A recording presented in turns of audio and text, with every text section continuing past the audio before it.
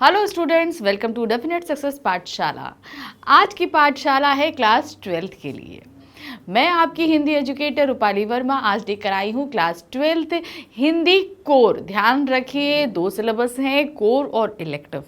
आज जो करा रही हूँ वो है कोर की हमारी पूरक पुस्तिका वृतांत भाग 2 के तृतीय अध्याय अतीत में दबे पांव। ये एक यात्रा वृत्तांत है जिसे हमारे सामने प्रस्तुत किया है ओम थानवी जी ने। आज हम इसका वन शॉट रिवीजन करेंगे, यानी कि ये पूरा चैप्टर हम फटाफट रिवाइज करेंगे, देखेंगे कि इस चैप्टर में क्या दिया गया है। पहले चैप्टर के नेम से समझिए कि ये है क्या। अतीत में दबे पांव, अतीत यानी कि पास्ट। पास्ट में हम धीरे धीरे चुपके से पांवों से जाएं, ये वो दिया गया है। ये अतीत है हमारा। सिंधु घाटी सभ्यता में आपको पता होगा 2 शहर खोजे गए थे, मोहनजोदाड़ो और हड़प्पा। तो इस पार्ट में हम मोहनजोदाड़ो में जो खंडहर मिले उसके बेसिस पर हम ये पूरे सभ्यता को जानने और समझने की कोशिश करेंगे कि कैसे यहाँ पर लोग रहा करते होंगे, किस तरह का साम्राज्य होगा, क्या किस तरीके से डिस्ट्रॉय हुआ, क्या क्या चीज़ें यहाँ पर मिली हैं, कहाँ पर इसके अवशेष मिले हैं, कहाँ रखे हैं जो यहाँ से चीज़ें मिली। ये सभी कुछ इस पाठ के अंदर हमारे सामने बहुत ही विस्तृत रूप में ओम थानवी जी ने प्रस्तुत किया है। वो वहाँ पर गए, उन्होंने जो जो चीज़ें देखी, जो महसूस किया, वो सारी चीज़ें हमारे सामने यहाँ प्रस्तुत करी हैं। तो चलिए इस क्विक रिवीजन में फटाफट हम इस पूरे चैप्टर को समझ लेते हैं। तो ये चैप्टर एक्चुअल में बहुत लेंदी है, बहुत लंबा चैप्टर है, क्योंकि आपको अतीत के बारे में कहीं बता रहा है। तो बहुत ध्यान से इसमें चीज़ों को समझिएगा, क्योंकि इससे संबंधित आपके साथ एमसीक्यूज जो रखे जाएंगे वो बहुत ही डिफिकल्ट हो जाएंगे अगर आपने चैप्टर को नहीं समझा तो। ठीक है, तो चलिए, अतीत में दबे पांव साहित्यकार ओम थानवी द्वारा विचरित एक यात्रा वृत्तांत है। जैसे कि मैंने बताया, वे पाकिस्तान स्थित सिंधु घाटी सभ्यता के 2 महानगरों मोहनजोदाड़ो, यानी मोहनजोदाड़ो लेकिन जिसको मोहनजोदड़ो भी बोलते हैं, और हड़प्पा के अवशेषों को देखकर अतीत की सभ्यता और संस्कृति की कल्पना करते हैं। तो याद रखिए, मोहनजोदड़ो हो या मोहनजोदाड़ो, बात एक ही हो रही है। बिल्कुल भी आप कंफ्यूज नहीं होइएगा कि ये क्या चीज़ है। तो आपसे दोनों ही तरीके से पूछा जा सकता है। तो ये इस समय कहाँ पर है? पाकिस्तान में। अभी तक जितने भी पुरातात्विक प्रमाण मिले हैं उनको देखकर साहित्यकार अपनी कल्पना को साकार करने की चेष्टा करते हैं। यानी कि उससे जितनी भी चीज़ें मिली, भाई जब खुदाई हुई तो वहाँ पर पता चला कि एक बहुत बड़ी सभ्यता थी, बहुत सारे थे। तो अब वहाँ से जो अवशेष मिले उसके बेसिस पे उन्होंने अपनी इमेजिनेशन पावर यूज़ करके बहुत सारी चीज़ें सामने रखी हैं कि किस तरीके से यहाँ बैलगाड़ी जाती होगी, कैसे लोग रहते होंगे, ये सारी चीज़ें। लेखक का मानना है कि मोहनजोदड़ो और हड़प्पा प्राचीन भारत के ही नहीं बल्कि विश्व के 2 सबसे पुराने और योजनाबद्ध तरीके से बसे हुए शहर माने जाते हैं। अब योजनाबद्ध तरीके यानी कि प्लान सिटी, आप सभी जानते हैं इंडिया में चंडीगढ़ एक ऐसी सिटी है जो प्लान करके बसाई गई है। ठीक है, तो ये किसकी तर्ज पे हुआ? ये मोहनजोदाड़ो की जो सोसाइटी मिली, जो खोज मिला, उसके बेसिस पे ये निकाला गया कि भाई इस तरीके से प्लान करके भी सिटी बनाई जा सकती है। तो उसी का एक प्रतिरूप तैयार किया गया है चंडीगढ़ में आपके लिए। वे मोहनजोदड़ो और ताम्रकाल का सबसे बड़ा शहर मानते हैं। अब ताम्रकाल क्यों कहा जाता है? उस समय कागज नहीं था, ध्यान रखिएगा, कागज का शायद आविष्कार नहीं हुआ था, तो इसलिए वो ताम्र या पत्तों पर लिखा जाता था, या आप उसको बोलोगे तांबे या इन धातुओं पर लिखा जाता था, इसलिए उसको ताम्रकाल कहा जाता है। तो इसको उस समय का सबसे बड़ा शहर माना जाता है। लेखक के अनुसार मोहनजोदड़ो सिंधु घाटी सभ्यता का केंद्र है। क्योंकि देखिए, हड़प्पा के बारे में इसलिए ज़्यादा पता नहीं है क्योंकि जब रेलवे लाइन, हड़प्पा पाकिस्तान में जब रेलवे लाइन बिछाई गई तो हड़प्पा के बहुत सारे अवशेष डिस्ट्रॉय हो गए, वो सिटी हमें पूर्ण रूप से नहीं मिल पाई। लेकिन मोहनजोदाड़ो जो है वो काफ़ी हद तक हमें अच्छी हालात में मिले, उसकी जितनी कंडीशंस थी वो बहुत अच्छी थी, इसीलिए उसके बारे में ज़्यादा बात की जाती है, ना कि हड़प्पा। क्योंकि हड़प्पा से काफ़ी हद तक डिस्ट्रॉय हो जाने के कारण हमें वहाँ से ज़्यादा चीज़ें नहीं मिल पाई हैं। तो उन्होंने ये चीज़ बोला ना, सिंधु घाटी सभ्यता का केंद्र और शायद अपने ज़माने की राजधानी जैसा।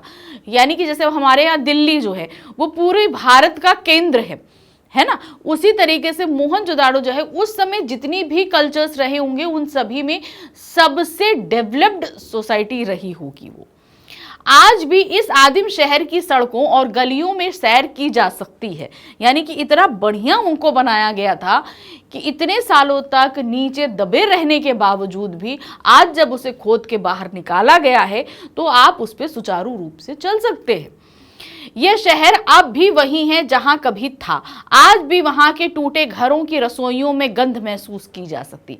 अब ये तो पॉसिबल नहीं है, अगर आप प्रैक्टिकली सोचो कि जो रसोई घर में पहले खाना बनता होगा आज आप वहां जाओ तो आप उसकी स्मेल ले सको, तो इट्स नॉट पॉसिबल। लेकिन ये क्या है, ये आप इमेजिन, मतलब हम बोलते हैं ना कि वो इतना लाल था जैसे कि खून, तो वही चीज़ है कि वो वहाँ पर इतने अच्छे तरीके से हमें चीज़ें मिल रही हैं कि वही चीज़ उन्होंने बोला कि उसकी गंध भी हम महसूस कर सकते हैं, वहाँ के अवशेष भी इतने अच्छे ढंग से मिले हैं।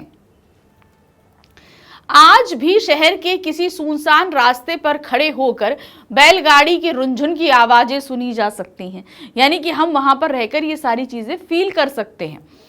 खंडर बने घरों की टूटी सीढ़ियां अब चाहे कहीं न ले जाती हूं, चाहे वह आकाश की ओर अधूरी ही रह गई हूं, लेकिन उन अधूरे पायदानों पर खड़े होकर यह अनुभव किया जा सकता है कि आप दुनिया की छत पर चढ़ गए हैं। वहां चढ़कर आप इतिहास को ही नहीं बल्कि उससे कहीं आगे देख रहे हैं। अब क्या है, देखिए पहले क्या होता होगा, जो मोहनजोदाड़ो में जो खंडहर मिले हैं भाई एक मंजिला नहीं 2 मंजिला हुआ करते होंगे, तो उन पे एक मंजिल से दूसरी मंजिल पे जाने के लिए सीढ़ियां होंगी। लेकिन अब जैसे सभ्यता खत्म हुई, वो मिट्टी के नीचे दब गई, तो उसमें क्या हुआ कि सीढ़ियां टूट गई, ऊपर की मंजिलें खराब हो गई, तो वो सीढ़ियां कहीं ना जाएंगी जाके हवा में ही रुक गई हैं, आधे रास्ते पे रुक गई है, वो ना कहीं को नहीं जा रही हैं। तो वही चीज़ उन्होंने बोला कि ये पायदान भले हमें कहीं अब दूसरी मंजिल पर ना ले जाते हों, लेकिन वो दुनिया की छत पर खड़े हैं, अर्थात वो हमें इतिहास में झांकने का मौका दे रहे हैं कि हमारा इतिहास किस तरीके का था, हम पहले किस तरीके से रहते थे। ये सारी चीज़ें हमको ये पायदान सीढ़ियों के बताते हैं। मोहनजोदाड़ो में सबसे ऊंचा चबूतरा बौद्ध स्तूप है। अब इसको क्यों बोला गया, क्योंकि इस बौद्ध स्तूप के नीचे से ही पता चला कि इसके नीचे कोई सोसाइटी रही होगी। तो सबसे ऊंचा चबूतरा कहाँ है, बौद्ध स्तूप। अब यह केवल मात्र एक टीला बनकर रह गया है। इस चबूतरे पर बौद्ध भिक्षुओं की कमर भी है। कहने का तात्पर्य, इसको हम ऐसे समझाते हैं, एक्चुअली जो स्तूप बने, ये जो आपके बौद्ध स्तूप है आपका, जैसे सांची का है, सारनाथ का है, तो एक्चुअली इसके अंदर क्या है, इसमें जो है बुद्ध जी के अवशेष रखे हैं, कहीं बाल, कहीं नाखून, कहीं उनके राखी, ये सारी चीज़ें अंदर रखी हुई हैं और उस पर इतने बड़े बड़े स्तूप बनाए गए हैं।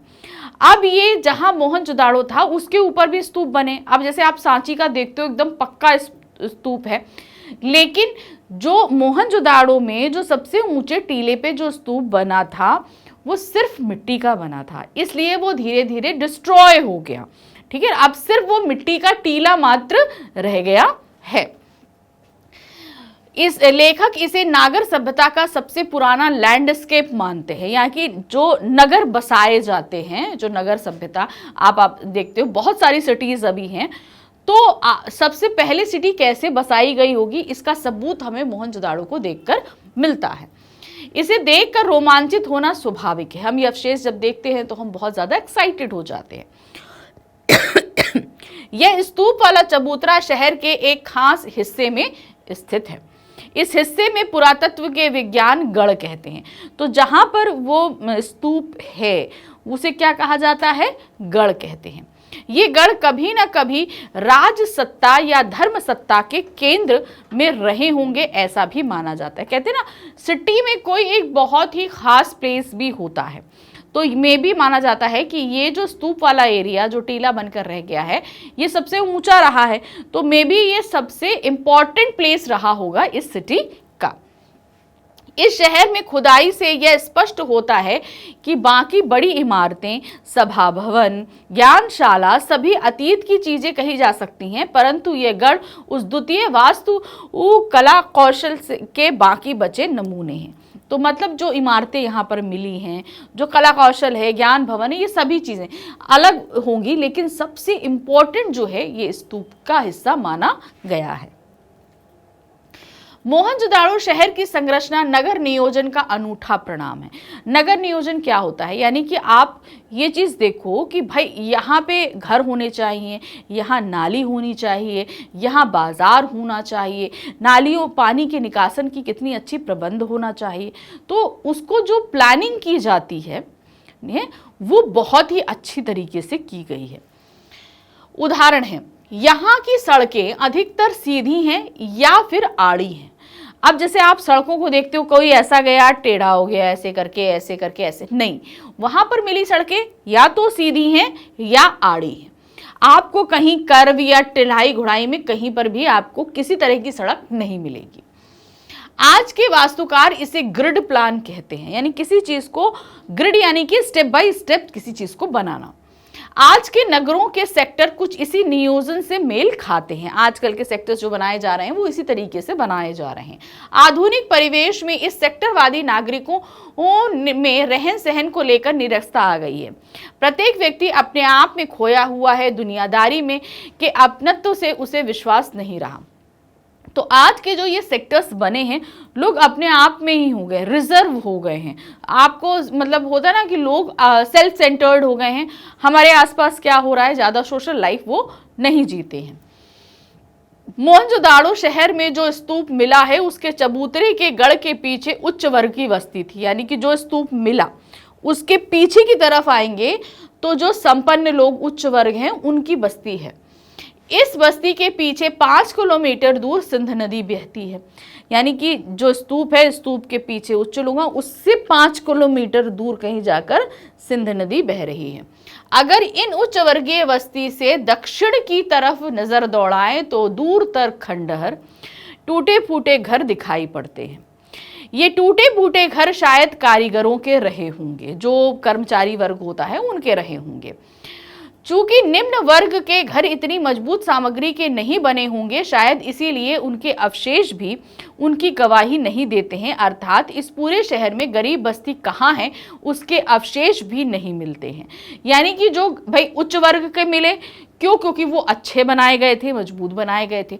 निम्न वर्गों के पास इतना पैसा नहीं था तो भाई वो बनाने के लिए सक्षम नहीं थे, तो वो उनके घर कहाँ थे, शायद वो उसके अवशेष नहीं मिले हैं। इसलिए लोग एक्यूरेट रूप से नहीं, मतलब पूरा तरीके से रूप में नहीं बोल सकते कि भाई इनके घर यहाँ थे या इनके घर, क्योंकि वो पूरी तरीके से खत्म हो चुके हैं। टीले की दाईं तरफ एक लॉबी दिखती है, ठीक है, दक्षिण में हुए, अब दाईं तरफ आए। इसके आगे एक महाकुंड है। इस गली को इस धरोहर के प्रबंधकों ने देव मार्ग कहा है।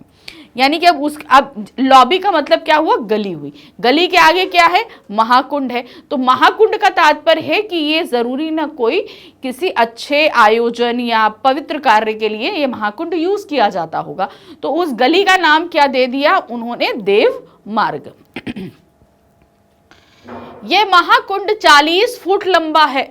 जो महाकुंड मिला कितना है, 40 फुट लंबा और 25 फुट चौड़ा है। अब सोचिए, बहुत, यानी कि 40 फुट का मतलब हो गया 4 मंजिला इमारत जितना लंबा है, और 25 फुट हो गया आपका चौड़ा। यह उस सभ्यता के सामूहिक स्नान के किसी अनुष्ठान का प्रतीक माना जा सकता है, कि किसी तरीके का अनुष्ठान वगैरह किया जाता होगा इतने बड़े महाकुंड में। बहुत सारे लोग कार्य करते होंगे मे भी। इसकी गहराई 2 फुट है और उत्तर और दक्षिण में सीढ़ियां उतरती हैं, ठीक है। इस महाकुंड में 3 तरफ साधुओं के कक्ष बने हैं और उत्तर में एक पंक्ति में 8 स्नान घर हैं। ये वास्तुकला का एक नमूना ही कहा जाएगा, क्योंकि इन सभी स्नान घरों के मुंह एक दूसरे के सामने नहीं खुलते। अब भाई देखिए, क्या एक बाथरूम का मुंह अगर दूसरे बाथरूम के सामने खुलेगा तो एक वॉशरूम में क्या हो रहा है दूसरे को पता चलेगा ना। लेकिन इतना बढ़िया तरीके से बनाया गया है कि एक का मुंह दूसरे के सामने खुलता ही नहीं है। इतना अच्छा प्लान करके बनाया गया है। कुंड के तल में पक्की ईंटों का जमाव है ताकि कुंड का पानी रिस ना सके और अशुद्ध पानी कुंड में आ ना सके। जो पानी भरा जाए वो बाहर ना जाए और बाहर का गंदा पानी अंदर ना आ पाए। कुंड में पानी भरने के लिए पास में ही एक कुआं है। कुएं से पानी बाहर निकालने के लिए नालियां बनी हैं। अब देखिए क्या होगा, जैसे कुएं से पानी निकाला गया तो बाल्टी बाल्टी जाके कुंड में थोड़ी ना डाला जाएगा। उसे क्या किया, कुएं से लेकर कुंड तक एक नाली बना दी गई। अब उसमें पानी डालते जाओ, नाली से बहकर कुंड में जाता जाएगा। देखिए कितनी अच्छी प्लानिंग है। ये नालियां पक्की ईंटों से बनी है और ईंटों से ढकी भी हुई हैं, बनी भी हैं और ढक के रखा गया है ताकि बाहरी गंदगी उसमें ना पड़ने पाए। पुरातात्विक वैज्ञानिकों का मानना है कि पानी निकासी का ऐसा सुव्यवस्थित बंदोबस्त इससे पहले इतिहास में दूसरा नहीं है। अब देखिए कितने अच्छी बात कही गई कि पानी का इतना अच्छा प्रबंध इससे पहले कहीं नहीं देखा गया। महाकुंड के उत्तर पूर्व में एक बहुत लंबी इमारत के खंडर बिखरे पड़े हैं। इस इमारत के बीचों बीच एक खुला आंगन है। ठीक है, इमारत है और बीच में खुला आंगन है। इसके 3 तरफ बरामदे हैं। ऐसा अनुमान लगाया जा सकता है कि इसके साथ कभी छोटे छोटे कमरे भी रहे होंगे। अब क्योंकि कुछ मिला नहीं है, सिर्फ एक अजम्पशन किया जा रहा है। ये कमरे और बरामदे धार्मिक अनुष्ठानों में ज्ञानशालाओं का काम देते थे। तो क्या है धार्मिक अनुष्ठान? तो भाई बहुत सारे लोग जो है ना उपदेश देते हैं, दूसरों को ज्ञान बांटने का काम करते हैं।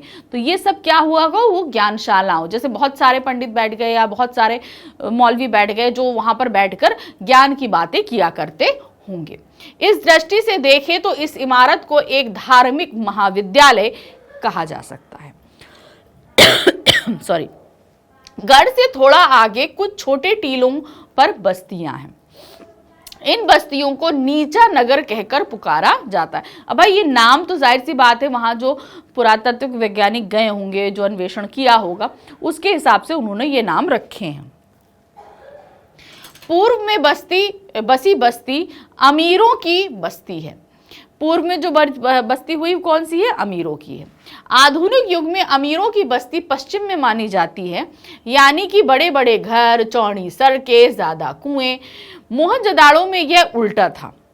ठीक है, आज के समय से ये उल्टा है। शहर के बीचों बीच एक 33 फुट चौड़ी लंबी सड़क है। 33 फुट चौड़ी यानी कि 33 फीट चौड़ी सड़क है, ध्यान रखिए, शहर के बीचों बीच। मोहनजोदाड़ो में बैलगाड़ी होने के प्रमाण मिले हैं। शायद इस सड़क पर 2 बैलगाड़ियां एक साथ आसानी से आ जा सकती हैं, यानी कि इतनी चौड़ी सड़क है कि एक बैलगाड़ी अगर इधर से आ रही है तो दूसरी इधर से जा सकती है। जैसे आजकल सड़कें बनाई जा रही कि भाई एक गाड़ी आ रही है दूसरी जाने की। अब 1 वे तो उस जगह किया जाता है जहां पर 2 गाड़ियां एक साथ नहीं जा सकती हैं। तो इसी तरीके से वहां पर क्या आने जाने का दोनों का प्रबंध किया गया है, इसलिए इतनी चौड़ी सड़कें हैं। यह सड़क बाजार तक जाती है। इस सड़क के दोनों ओर घर बसे हुए हैं। अब जो ये 33 फुट चौड़ी सड़क है, इसके दोनों तरफ घर बसे हुए हैं, परंतु इन घरों की पीठ सड़कों से सटी हुई है। अब ध्यान रखिए, घर की जो फेसिंग है वो रोड की तरफ नहीं है, इन घरों की पीठ सड़कों से सटी है, यानी कि जो इसकी पीठ है, जो बैकयार्ड है, वो इस मेन सड़क पर, दोनों तरफ सड़क है लेकिन सड़क के दोनों तरफ घर हैं, लेकिन घर के बैकयार्ड जो हैं वो सड़क की तरफ हैं और फेस अपोजिट साइड में है। कोई भी घर सड़क पर नहीं खुलता। लेखक के अनुसार दिलचस्प संयोग है कि चंडीगढ़ में ठीक यही शैली 50 साल पहले लू काबूजिए ने इस्तेमाल की है। चंडीगढ़ का कोई भी घर सड़क की ओर नहीं खुलता है। अब देखिए, जो ये शैली मोहनजोदाड़ो की है वो कहाँ इस्तेमाल करी गई? चंडीगढ़ में, क्योंकि चंडीगढ़ का जो प्लानर था वो कौन है? लू काबूजिए। अब ध्यान रखना है क्योंकि इससे रिलेटेड क्वेश्चन आ सकता है कि कौन है जिसने बनाया है। मुख्य सड़क पहले सेक्टर में जाती है, फिर आप किसी के घर जा सकते हैं। शायद चंडीगढ़ के वास्तुकार काबजुए ने भी यह सीख मोहनजोदाड़ो से ही ली होगी। ऐसा भी अनुमान लगाया जा सकता है कि शहर के बीचों बीच लंबी सड़कें और दोनों तरफ समानांतर ढकी हुई नालियां हैं। बस्ती में ये नालियां इसी रूप में हैं। प्रत्येक घर में एक स्नानागार भी है। घर के अंदर से मैले पानी की नालियां बाहर हौदी तक आती हैं और फिर बड़ी नालियों में आकर मिल जाती हैं। अब देखिए कितना बढ़िया जल निकासी का भी प्रबंध किया है। हर घर के अंदर एक स्नान घर है, अर्थात एक वॉशरूम दिया गया है। अब देखिए, आप अगर थोड़ा सा पीछे जाओ तो पहले घरों में नहीं होते थे, लोग कुओं में या नल हैंडपंप्स के पास जाकर नहाते थे। लेकिन सिंधु घाटी सभ्यता तो बहुत पुरानी सभ्यता मानी जाती है। उस समय लोगों के घरों में वॉशरूम्स हुआ करते थे, यानी कि स्नान घर मतलब वॉशरूम्स हुआ करते थे। अब उन वॉशरूम से जो पानी निकलता था वो छोटी छोटी नालियों से बाहर बने सोकपिट यानी हौज आ जाए, एक चौकोर सा सोकपिट बनाया जाता था उसमें आके, अब उनसे पानी जो है वो बड़ी नालियों में जाया करता था, उनसे अटैच नालियां थी। कितना बढ़िया प्रबंध था पानी निकासी का। कहीं कहीं ये खुली हो सकती हैं। अब ये जितनी नालियां हैं ये सब ढकी होती थी। अब देखिए आजकल नालियां खुली रहती हैं, लेकिन पहले क्या होती थी, ढकी। कारण क्या है, किसी तरह की बीमारियां या संक्रमण लोगों में ना पहुंचे, क्योंकि बाहर का गंदगी अगर नाली में जाएगी तो नालियां चौक होंगी, इसलिए नालियां ढक दी जाती थी। फिर उसके बाद क्या हुआ कि अब अगर नालियां खुली रहेंगी तो उनकी गंदगी से हवा में संक्रमण भी फैलेगा, तो ये इसलिए ढक के रखा जाता। अब अगर आजकल के प्रेजेंट शहरों में आप आ जाओ तो देखो क्या हो गया है, अंडर सारी चीजें नालियां वगैरह अंडर, बहुत ही कम आप खुली देखेंगे, लेकिन थोड़ा सा पीछे जाओ तो सब खुली खुली नालियां हुआ करती थी। तो ये जो आजकल की जो सिटी बन रही हैं वो मोस्टली क्या है, किससे इंस्पिरेशन ले रही हैं, मोहनजोदाड़ो की सभ्यता से। मोहनजोदाड़ो के नागरिक स्वास्थ्य के प्रति कितने सचेत थे, यह अनुमान लगाया जा सकता है कि वो स्वास्थ्य के प्रति किससे सचेत थे कि किसी तरीके से संक्रमण ना फैले। शहर के कुएं भी दूर से ही अपनी ओर प्रत्येक व्यक्ति का ध्यान खींचते हैं, मतलब वो कुएं भी इतने बढ़िया बने हुए हैं कि हम आकस्मिक ही उनकी तरफ खींचे चले जाते हैं। ये कुएं पक्की पक्की ईंटों के बने हुए हैं। पुरातत्व विद्वानों के अनुसार केवल मोहनजोदाड़ो में ही 700 के लगभग कुएं हैं, यानी कि वो मोहनजोदाड़ो जो सिटी बसाई गई है उसी के अंदर 700 कुएं हैं। इतिहासकार ऐसा मानते हैं कि सिंधु घाटी की सभ्यता संसार में पहली ज्ञान संस्कृति है जो कुएं खोदकर भूजल तक पहुंची है। तो मानना है कि कुआं खोद के भूजल तक पहुंचने वाली ये पहली संस्कृति रही होगी, क्योंकि इससे पहले लोग नदियों से पानी लेते होंगे। लेखक यह भी प्रश्न उठाते हैं कि नदी, कुएं, कुंड, स्नान घर और बेजोड़ पानी निकासी को क्या हम सिंधु घाटी की सभ्यता को जल संस्कृति कह सकते हैं? वहां कुएं भी हैं, नालियां भी हैं, स्नान घर भी हैं, कुंड महाकुंड भी हैं, पानी का इतना बढ़िया प्रबंध निकासी का भी है, तो इसे हम एक तरीके से जल संस्कृति कह सकते हैं कि वो उस समय प्रचुर मात्रा में वहां पानी रहा होगा और उस पानी का इतना बढ़िया इस्तेमाल, इतना निकासन, इतना अच्छा किया उन्होंने, तो इसलिए इसको हम जल संस्कृति कह सकते हैं।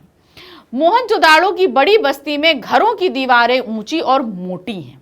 जो बड़ी बस्ती बताई गई यानी कि जो धनी लोगों की बस्ती बताई गई, मोटी दीवारों से यह अर्थ लगाया जा सकता है कि यह 2 मंजिला घर रहा होगा। भाई नीचे इतनी मोटी दीवारें रखने का मतलब क्या है कि उसके ऊपर जरूर आपको कोई और चीज खड़ी करनी है, तो ये सिर्फ एक अनुमान लगाया जा रहा है, शायद ये घर 2 मंजिला रहते होंगे। इन घरों की एक खास बात यह भी है कि सामने की दीवार में केवल प्रवेश द्वार है, कोई खिड़की नहीं है, यानी कि जहां से आपका एंट्रेंस है वहां सिर्फ दरवाजा है, किसी तरह की विंडो नहीं है। ऊपर की मंजिल में खिड़कियां हैं। कुछ बहुत बड़े घर भी हैं, शायद इनमें कुछ लघु उद्योगों के कारखाने होंगे।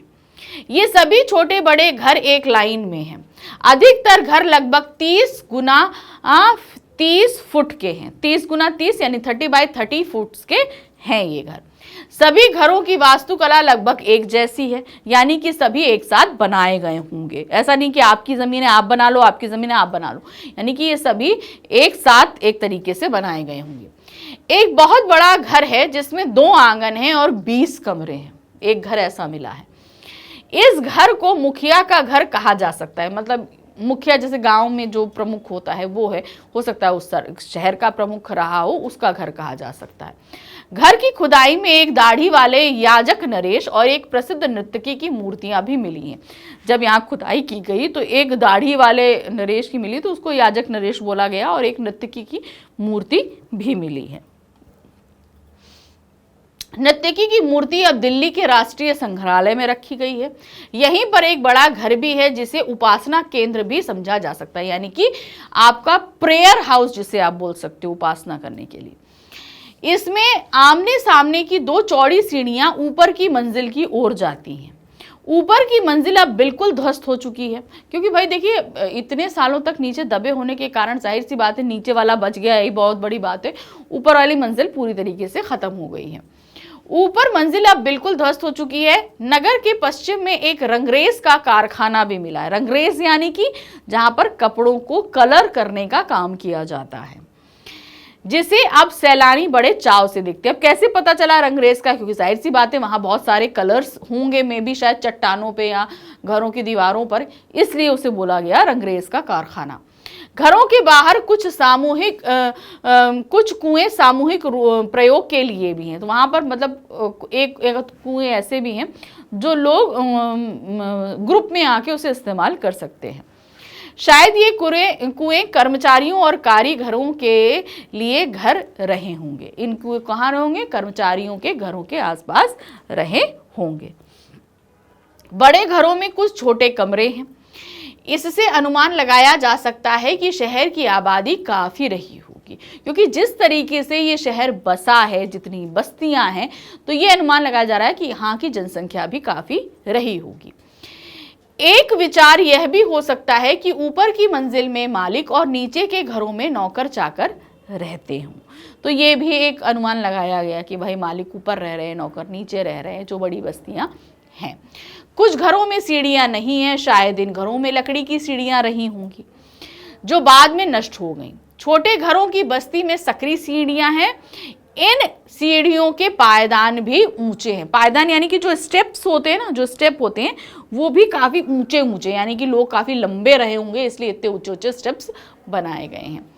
शायद ऐसा जगह की कमी के कारण होता होगा कि मतलब ज्यादा लंबे बना दो, ज्यादा जगह नहीं लेनी पड़ेगी। लेखक ने अपनी यात्रा के समय जब यह ध्यान दिया कि खिड़कियां और दरवाजों पर छज्जों के निशान नहीं हैं, यानी कि जो ऐसे शेड करके दरवाजे के सामने निकाला जाता है वो नहीं है। गर्म इलाकों में ऐसा होना आम बात होती है, यानी कि जो गर्म इलाके होते हैं ना, उनके आगे शेड्स बनाए जाते हैं। ये ध्यान रखिए, ताकि जो हीट वेव से बचा जा सके।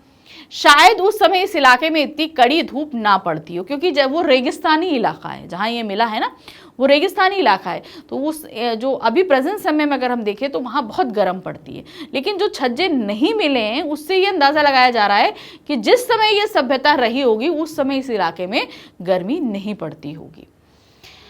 ये तथ्य भी पूरी तरह से स्थापित हो चुका है कि उस समय अच्छी खेती होती थी। खेती यहाँ पर, अब चूंकि अभी तो रेगिस्तान है तो आप तो खेती नहीं कर सकते हो, लेकिन वहां पर जो खुदाई में चीजें मिली हैं उससे ये पता चलता है कि यहाँ खेती होती थी। यहाँ लोग खेतों की सिंचाई कुओं से करते थे। नगर के प्रमाण यहाँ नहीं मिलते। शायद लोग वर्षा के पानी पर अधिक निर्भर रहते होंगे, यानी कि सिंचाई जो है उसके प्रमाण नहीं मिले हैं। लोग कुओं के पानी से जो आपका प्राकृतिक जो जल है उससे सिंचाई करते होंगे। बाद में वर्षा कम होने लगी होगी और लोगों ने कुओं से अधिक पानी निकालना होगा। अब ये सोचा जा रहा है कि भाई किस तरीके से ये सभ्यता खत्म हो गई, पानी खत्म हो गया। तो ये हुआ कि भाई वर्षा कम हुई तो लोगों ने खेती के लिए कुओं से ज्यादा पानी निकाला, इसलिए कुएं खत्म हो गए। इस प्रकार भूजल का स्तर काफी नीचे चला गया होगा। यह भी हो सकता है कि पानी के अभाव में सिंधु घाटी के वासी यहाँ से उजड़कर कहीं और चले गए हों। भाई धीरे धीरे यहाँ पानी खत्म हो गया तो लोग कैसे रहे, इसलिए वो लोग यहाँ से पलायन कर गए और सिंधु घाटी की समृद्ध सभ्यता इस प्रकार नष्ट हो गई। लेखक के इस अनुमान से इनकार नहीं किया जा सकता। तो लेखक ने अगर ये अनुमान लगाया है तो जाहिर सी बात है इनकार नहीं कर सकते, क्योंकि पानी हमारी बेसिक नीड है। अगर पानी नहीं रहेगा तो जाहिर सी बात है लोग वहां नहीं रह सकते हैं। तो एक ये कारण भी हो सकता है सिंधु घाटी सभ्यता के खत्म होने का। मोहनजोदाड़ो के घरों और गलियों को देखकर तो अपने राजस्थान का भी ख्याल हो आया। अब कि जब लेखक ने वो सारा देखा ना तो उन्हें, पाकिस्तान गए थे अब चूंकि, तो उन्होंने बोला मुझे राजस्थान का, क्योंकि वो उसी तरीके, राजस्थान में जैसे रेतीला जगह है उसी तरीके से वो लग रहा है, तो इसीलिए उनको राजस्थान जैसा ही वो एरिया लगा। राजस्थान और सिंधु गुजरात की दृश्यावली है। तो सिंधु और गुजरात ये सारी चीजें कुछ मिली, थोड़ा रेतीला टाइप का गर्म इलाका एक सी है। मोहनजोदाड़ो के घरों में टहलते हुए जैसलमेर के मुहाने पर बसे पीले पत्थरों के खूबसूरत गांव की याद लेखक के जहन में ताज़ा हो गई। तो जब वो वहां घूम रहे थे तो उन्हें जैसलमेर की जो पीली मिट्टी है उससे जो मकान बने हैं उसकी याद उनको ताज़ा हो गई कि जैसे वो अपने ही देश में टहल रहे हों। इस खूबसूरत गांव में हर दम गर्मी का माहौल व्याप्त है। गांव में घर तो हैं परंतु घरों में लोग नहीं हैं। कहा जाता है कि कोई 150 साल पहले राजा के साथ तकरार को लेकर इस गांव की स्वामिनी नागरिक रातों रात अपना घर बार छोड़कर चले गए। तो ये किसकी बात हो रही है? ये बात हो रही है जैसलमेर के उस गांव की बारे में जो पूरा का पूरा गांव खाली पड़ा है, जिसे हम आई थिंक वो जगह हम शायद बाड़मेर मारते हैं, आई डोंट नो, मुझे ठीक से याद नहीं है, लेकिन जो खाली पड़े गांव की बात वो कर रहे हैं, उसके लिए उन्होंने बताया है कि झगड़ा हो गया और रातों रात जो है वहां के लोग घर छोड़कर चले गए। बाद में इन घरों के दरवाजे खिड़कियां लोग उठाकर ले गए। अब ये घर खंडहर में परिवर्तित हो चुके हैं। ये जैसलमेर के घर के बारे में बात की जा रही है, सिंधु घाटी की सभ्यता के बारे में नहीं। परंतु ये घर ढहे नहीं। मतलब क्या है? घर लोगों ने खाली कर दिए, खिड़की दरवाजों की चौखटें ये सब निकाल कर ले गए, लेकिन अभी भी ये घर ढहे नहीं, ऐसे के ऐसे खड़े हुए हैं। इन घरों की खिड़कियां, दरवाजों और दीवारों को देखकर ऐसा लगता है जैसे कल की ही बात हो। लोग चले गए लेकिन वक्त वहीं रह गया। खंडहरों ने उसे वहां रोक लिया हो। जैसे सुबह गए लोग शाम को शायद वापस लौट आए। मोहनजोदाड़ो में मिली ठोस पहियों वाली बैलगाड़ी को देखकर लेखक को अपने गांव की बैलगाड़ी की याद आ गई, जिसमें पहले दुल्हन बैठकर ससुराल आया करती थी। यानी कि जो वहां पर भाई मोहनजोदाड़ो में बैलगाड़ी चला करती थी, तो उसके जो पहिए के निशान है वो वहां पर सड़कों पर मिले हैं। तो वहां को देखकर उन्हें याद आया अपने गांव की बैलगाड़ी का, जिसमें दुल्हन विदा होकर आया करती थी। बाद में इन गाड़ियों को आरे वाले पहिए और अब हवाई जहाज के उतरे हुए पहियों का प्रयोग होने लगा है। तो बैलगाड़ी में पहले क्या होता था? आरे वाले पहिए, आरे वाले आप जानते हो जो चक्का चलता है, आरा मशीन चलाया जाता है, उसके पहिए लगने लगे। फिर उसके बाद अब हवाई जहाज के जो पहिए बेकार हो जाते हैं, उन पहियों से भी अब बैलगाड़ियां चलने लगी हैं। तो इस तरीके से कितना खूबसूरत वर्णन किया गया है मोहनजोदाड़ो का इस पार्ट में। हमने काफ़ी कुछ फैक्ट्स आपको बताए हैं इस पार्ट में, ध्यान दीजिएगा, बहुत सारे क्वेश्चंस बनेंगे। तो ये पार्ट हमने पूरी तरीके से पढ़ तो लिया, लेकिन आपको ये ध्यान रखना है कि इस पार्ट से बहुत सारे प्रश्न बनते हैं। तो पार्ट को बहुत डिटेल से आपको पढ़ने की ज़रूरत है, क्योंकि MCQs जो है वो एक शब्द से भी बन जाता है, तो कहीं आपसे वो एक नंबर ना छूट जाए, इसलिए बहुत ध्यान देके इस चैप्टर को पढ़िएगा। तो मिलेंगे नेक्स्ट वीडियो में, जिसमें मैं लेकर आऊंगी इसी चैप्टर के NCERT सॉल्यूशंस को। तो मिलेंगे कहाँ? यही हमारी डेफिनेट सक्सेस पाठशाला में, अपनी अगली कक्षा में। मिलते हैं अगली बार। Bye bye.